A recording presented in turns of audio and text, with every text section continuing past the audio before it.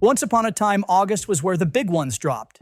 You had Apocalypse Now, The Sixth Sense, Hitchcock's Rear Window, all those classics. But these days, August is mostly known as a dead month for dead movies. And August 2025 really proved the point. The highest-grossing film was Weapons, with a box office take of just $240 million. Solid numbers, sure, but nowhere near blockbuster level. Then again, the movies I'm about to talk about weren't even that lucky. Some couldn't even scrape together $1 million at the box office. So, here they are, August's biggest box office bombs. Some directors can jump from one style to another and actually pull it off. But sometimes, when a director tries to switch lanes, the results are just ugly. That's what happened with Darren Aronofsky this year. The guy made Requiem for a Dream, Black Swan, The Wrestler. So expectations for Caught Stealing were sky high, especially with a real budget behind it.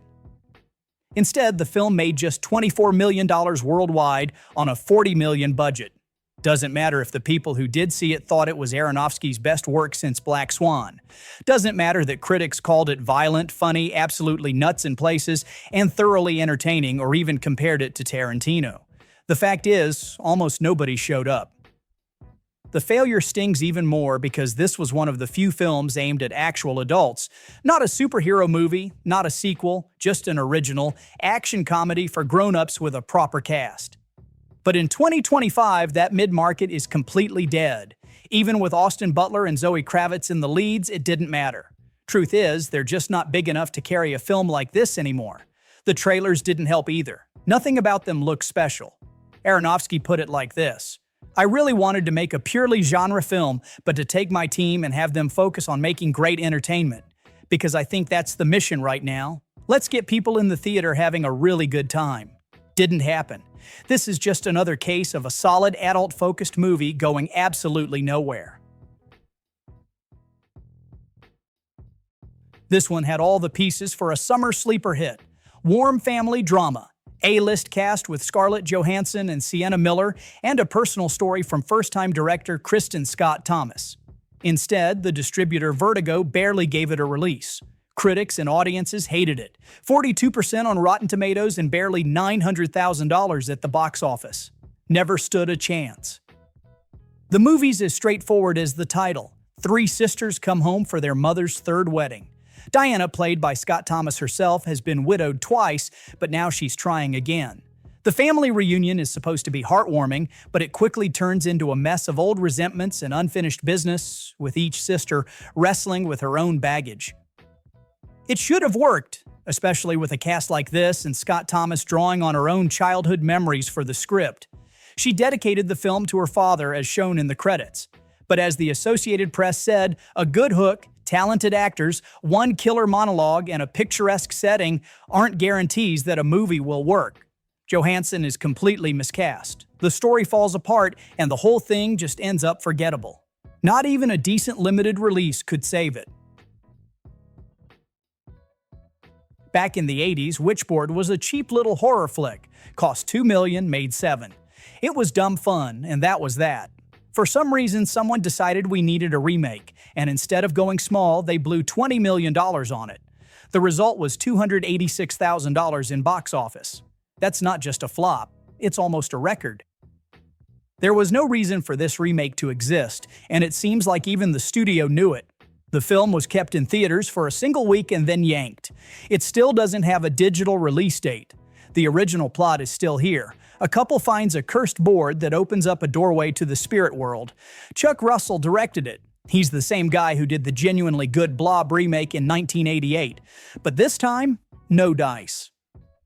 What's especially wild is that audience scores were actually pretty good, 79% on Rotten Tomatoes, while critics gave it a rotten 47%. But it doesn't matter what people thought. There's just no way to justify where that $20 million went. Looks like the studio just wanted to cut its losses, wrote it off, and moved on.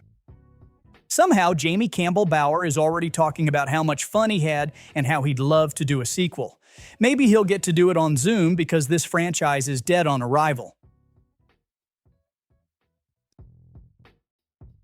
Eden is the kind of disaster that's hard to even wrap your head around. Here's a survival thriller with Sydney Sweeney.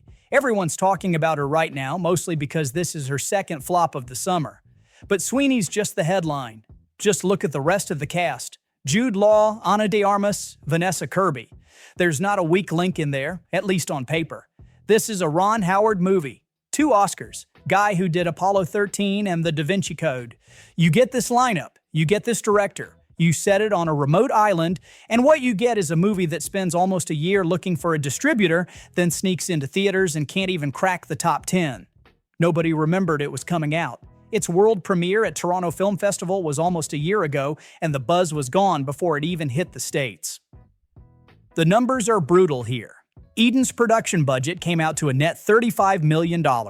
Thanks to some creative accounting and Australian tax credits, but all in, it was a $55 million effort. Opening weekend in North America made them just $1 million.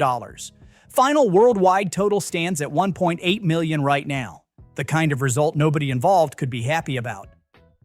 Maybe once it lands on streaming, Eden will find an audience, but none of that helps the fact that this is a bomb by any box office standard. Ethan Coen's Honey Don't is another letdown in a summer that's had its share of them. Directed by Coen, co-written with Trisha Cook, and set up as a follow-up to Drive Away Dolls. The plan is to eventually tie these into a sort of lesbian B-movie trilogy. That's the ambition. On screen, you've got Margaret Qualley as Honey O'Donoghue, an underqualified private investigator trying to unravel a string of mysterious deaths. The rest of the cast is stacked. Chris Evans, Aubrey Plaza, Charlie Day, Kristen Connolly. Should have been enough to draw a crowd. But this isn't the Coen brothers at their best. Ethan's on his own here, and the audience just isn't buying it. Drive Away Dolls already fizzled, and Honey Don't isn't breaking the trend. Critics are blunt about it. The Coens never made a film anywhere near as bad as Honey Don't. With Joel Coen off doing his own thing, he's got a new solo project coming up, there's hope they'll reunite for a horror film eventually, but right now it's just another embarrassing mess for Ethan. $20 million spent. $5.8 million back. Time to get the band back together. This is a remake that probably should have stayed on the shelf. It's a redo of Danny DeVito's War of the Roses, and right from the start, it felt like a misstep. The 1989 original with Michael Douglas and Kathleen Turner still holds up as a classic, and this new version never comes close. Olivia Colman and Benedict Cumberbatch are both terrific actors, but together they're missing the chemistry the original had. The whole thing ends up feeling too glossy, too much like a rom-com, not enough actual bite. What's interesting here is that in 2025, this kind of movie usually gets dumped straight to streaming. Instead, the studio put some real money behind it. $20 million for the production, extra for marketing, including long clips running on big podcasts. There's no Happy Meal tie-in, but for a satirical black comedy, that's still a pretty serious push. The studio gambled that a remake with a high-profile cast would draw crowds.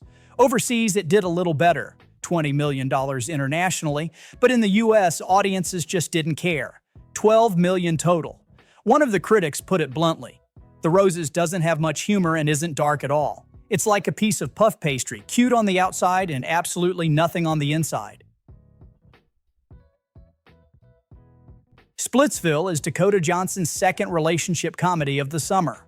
The last one, Materialists, made over $80 million on a $20 million budget with the help of some heavy marketing. Splitsville isn't getting anywhere close. This one cost $15 million and so far it's barely cleared $1.3 million. No way it's making that money back, no matter how long it stays in theaters. This is Michelangelo Covino's new sex comedy, with a plot that's about as modern as you get. Guy gets blindsided by a divorce, goes to his friends for advice, and ends up learning about open marriage. Covino's got ambition, talking about making movies that are timeless and wildly entertaining and artfully commercial.